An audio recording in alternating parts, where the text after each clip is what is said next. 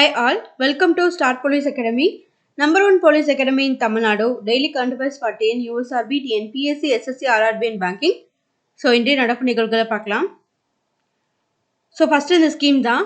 So உள்ளூர் பொருட்களுக்கு குரல் கொடுப்போம் அப்படின்ற இந்த கொள்கையை வந்து பார்த்தீங்கன்னா வேலைவாய்ப்பு வந்து உருவாக்குது. கடந்த 10 வருஷத்துல காதி பொருட்களின் விற்பனை 4 மடங்கு அதிகரித்துள்ளது அப்படின்றது இந்த ஸ்கீம்ல வந்து கொடுத்துருக்காங்க.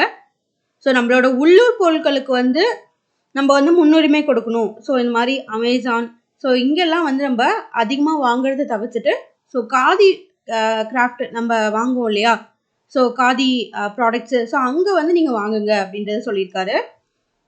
ஸோ நெக்ஸ்ட் இந்த நியூஸில் வந்து பார்த்தீங்கன்னா தில்லியை நோக்கி விவசாயிகள் தடையை மீறி பேரணி அப்படின்னு சொல்லியிருக்காங்க. ஸோ ஃபார்மர்ஸ் எல்லாருமே வந்து ப்ரொட்டஸ்ட் பண்ணிட்டு இருக்காங்க. ஸோ அவங்களை கலைக்கிறதுக்காக வந்து புகை வந்து போட்டிருக்காங்க, தண்ணீர் வந்து அடிச்சிருக்காங்க. ஸோ அதை தான் இங்கே வந்து சொல்லியிருக்காங்க. ஸோ அவங்களோட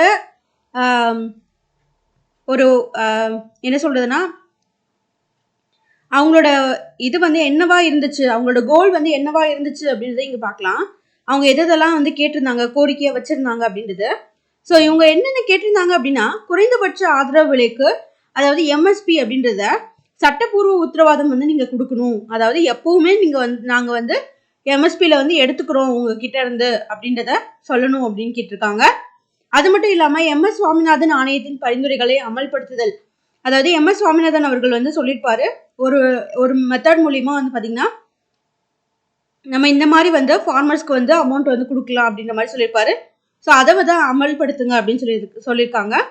நெக்ஸ்ட் வந்து பார்த்தீங்கன்னா லக்கிம்பூர் கெரி வன்முறையில் உயிரிழந்த விவசாயிகளுக்கு நீதி, அவங்களுக்கு வந்து ஜஸ்டிஸ் வந்து கொடுக்கணும்.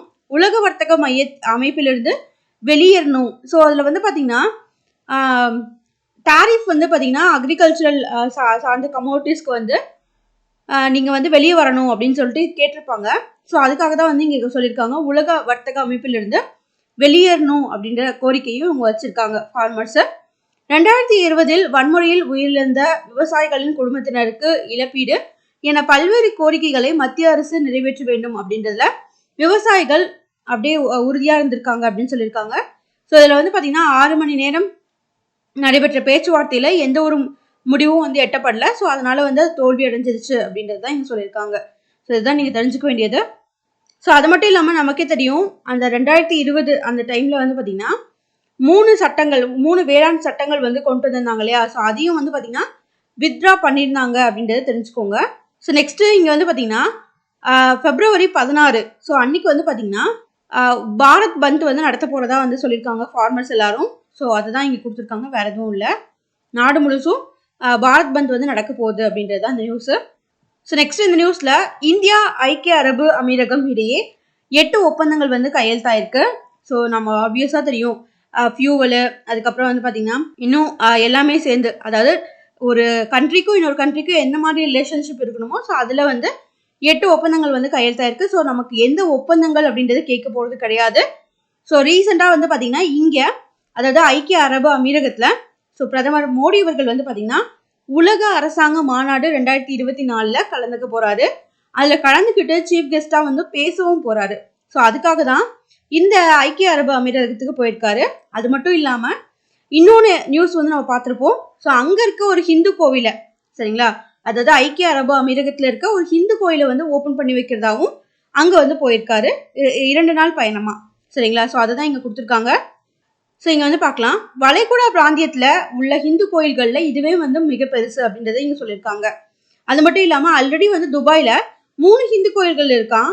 ஆனால் வந்து பார்த்தீங்கன்னா இது வந்து மாபெரும் கற்கோவிலாக வந்து கட்டப்பட்டிருக்கு அப்படின்றத சொல்லியிருக்காங்க. 2019 இதை ஆரம்பிச்சு 2024 தான் இப்போ வந்து ஓப்பன் பண்ணி வைக்க போகிறாங்க அப்படின்றதையும் இங்கே தெரிஞ்சுக்கோங்க. ஸோ இது வந்து கேட்கலாம், அந்த கோவில் வந்து எந்த நகரில் வந்து பர்டிகுலராக இருக்குது அப்படின்றத கேட்கலாம். அபுதாபியில் அபு முரைக்கா, சரிங்களா, அபு முரைக்கா அப்படின்ற இந்த பகுதியில் தான் கட்டப்பட்டிருக்கு அந்த ஹிந்து கோவில். அதே மாதிரி பிரதமர் அவர்கள் வந்து என்ன சொல்லியிருக்காங்கன்னா கடந்த 10 வருஷத்தில் நான் யுஏஇக்கு 7 தடவைக்கு மேலே வந்துட்டேன் அப்படின்றதையும் சொல்லியிருக்காரு, சரிங்களா. அது மட்டும் இல்லாமல் அங்கே வந்து ரூபே கார்ட்ஸும் வந்து பார்த்தீங்கன்னா இன்ட்ரடியூஸ் பண்ணியிருக்காங்க. ஸோ அதையும் பார்த்து வச்சுக்கோங்க. இங்கே பாருங்கள், இதுதான் RuPay cards and digital transaction. இது எல்லாமே வந்து யுஏஇ அண்ட் மொரிஷியஸில் வந்து ஸ்டார்ட் பண்ணி வைக்கிறதா சொல்லியிருந்தாங்க இல்லையா. ஸோ அதுதான் இந்த நியூஸு.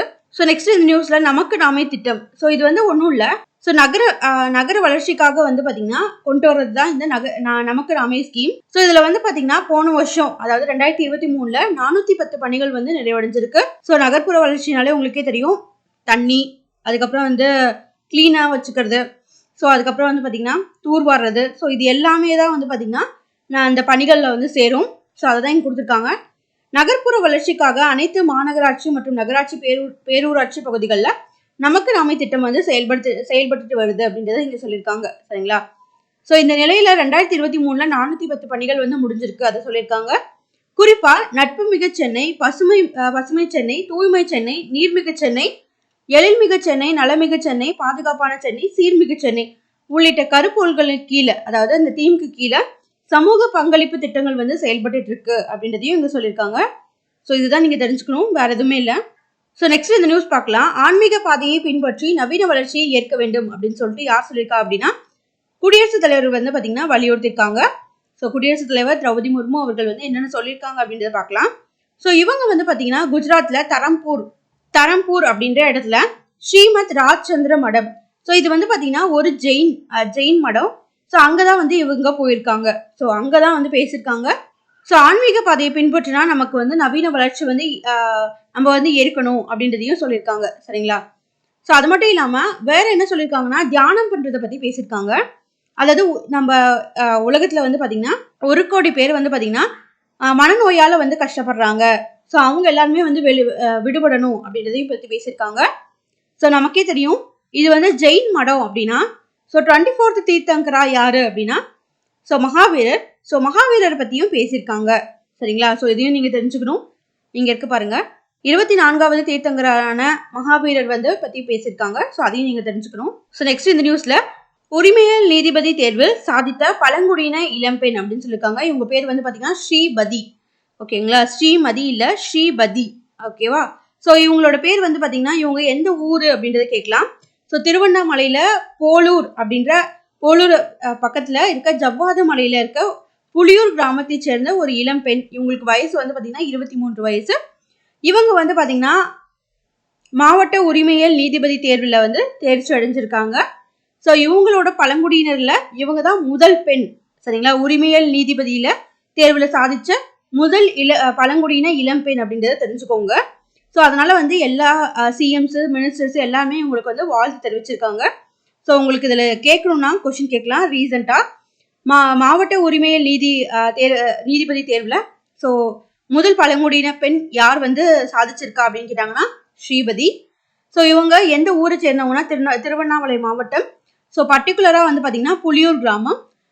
ஸோ இவங்க வந்து போலூரை அடுத்த ஜவ்வாது மலையை சேர்ந்தவங்க. So next question and answers. First கொஸ்டின்குள்ளே போகலாம். புதுடெல்லி உலக புத்தக கண்காட்சி 2024 கௌரவ விருந்தினராக தேர்ந்தெடுக்கப்பட்ட நாடு எது? ஸோ ஆன்சர் வந்து பார்த்தீங்கன்னா சவுதி அரேபியா. Next news. பெருங்கடல்கள் மற்றும் வளிமண்டலத்தை ஆய்வு செய்ய PACE திட்டத்தை எந்த அமைப்பு துவக்கியது? ஸோ ஆன்சர் வந்து பார்த்தீங்கன்னா நாசா. Next news. எந்த இந்திய மாநிலம் செயற்கை நுண்ணறிவு மையம் நிறுவி அதன் குடிமக்களுக்கு இணையத்தை அடிப்படை உரிமையாக்குவதை நோக்கமாக கொண்டுள்ளது? ஸோ ஆன்சர் வந்து பார்த்தீங்கன்னா தெலுங்கானா. Next news. இப்போதான் ஒரு ஜட்ஜை பற்றி பார்த்தோம், அதாவது சிவில் கோர்ட் எக்ஸாமில் வந்து பாஸ் பண்ணவங்கள. ஸோ அதே மாதிரி இங்கே ஒரு கொஸ்டின் இருந்திருக்கு. சர்வதேச நீதிமன்றத்தின் தலைவராக நியமிக்கப்பட்டவர் யார்? ஸோ ஆன்சர் வந்து பார்த்தீங்கன்னா நீதிபதி நவாப் சலாம் அவர்கள். ஸோ இந்த மாதிரி அப்பாயின்மெண்ட்ஸ்லாம் கேட்பாங்க, பார்த்து வச்சுக்கோங்க.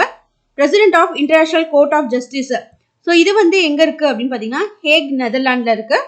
ஸோ அங்கே வந்து யார் வந்து செலக்ட் ஆயிருக்கா அப்படின்னு பார்த்தீங்கன்னா நீதிபதி நவாப் சலாம் அவர்கள். ஸோ ஞாபகம் வச்சுக்கோங்க. Next news. இந்திய அரசாங்கத்தால் தொடங்கப்பட்ட ஸ்வாட்டி போர்ட்டலின் முழு வடிவம் என்ன அப்படின்னு கேட்டிருக்காங்க. ஸ்வாட்டி அப்படின்றது science for women technology and innovation அப்படின்றது தான். ஸோ அதோட பேர்லேயே இருக்கு பாருங்க, சயின்ஸ், அடுத்து வந்து உமன், அடுத்து வந்து பார்த்தீங்கன்னா டெக்னாலஜி, வந்து டெக்னாலஜி, அதுக்கப்புறம் வந்து பார்த்தீங்கன்னா அண்ட் இன்னோவேஷன் அப்படின்றது தான், அப்படின்றது இன்னோவேஷன். Next news. தென்னிந்திய கலாச்சார மையம் எந்த மாநிலத்தில் அமைந்துள்ளது? ஆன்சர் வந்து பார்த்தீங்கன்னா தெலுங்கானா. Next news. பின்வரும் எந்த அமைப்புக்கு சுகாதார மேம்பாட்டிற்காக WHOவின் நெல்சன் மண்டேலா விருது வழங்கப்பட்டது? ஆன்சர் வந்து பார்த்தீங்கன்னா தேசிய மனநலம் மற்றும் தமிழ்நாடு நரம்பியல் அறிவியல் நிறுவனம். சரிங்களா? ஸோ இதே மாதிரி வந்து பார்த்தீங்கன்னா தமிழ்நாட்டிலையும் வந்து ஒரு ஆர்கனைசேஷன் இருக்கு. ஸோ அது என்னன்னு தெரிஞ்சதுன்னா கமெண்ட் பண்ணுங்க.